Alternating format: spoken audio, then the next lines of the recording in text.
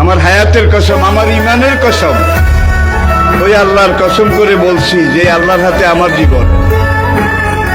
বর্তমান ফিলিস্তিনের যুদ্ধ শেষ হবে, ইমাম মাহাদি এসে যাবে। ইমাম মাহাদি আসার 9 বছর পরে, ইমাম মাহাদি আসার 9 বছর পরে ঈসা আলাইহিস সালাম আসবেন।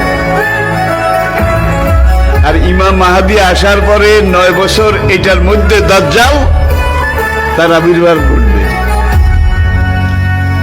এমন সময় আমি আপনাদের সাথে কথা বলছি, হাদিসের ভাষ্য অনুযায়ী মনে করেন দাজ্জাল আপনার বাড়ির দরজায় এসে দাঁড়িয়েছে।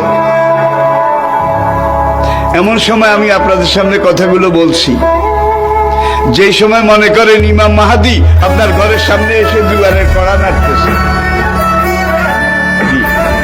কত কাছে আল্লাহর নবী ইমাম মাহাদি সম্পর্কে, দাজ্জাল সম্পর্কে 70টা ভবিষ্যৎবাণী করেছেন। কয়টা?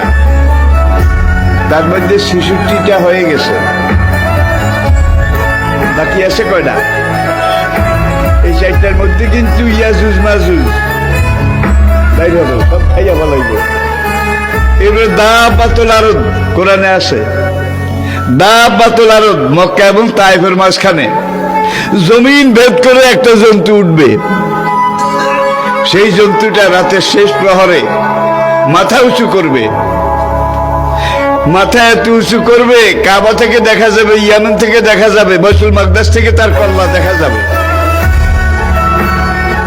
সে কল্লা উঁচু করে বলবে, হায় দুনিয়ার মানুষ, সে মুসলমান জাতি, দুর্ভাগ্য তোমাদের, আজকে রাতে আল্লাহ তওবার দরজা বন্ধ করে দিয়েছে।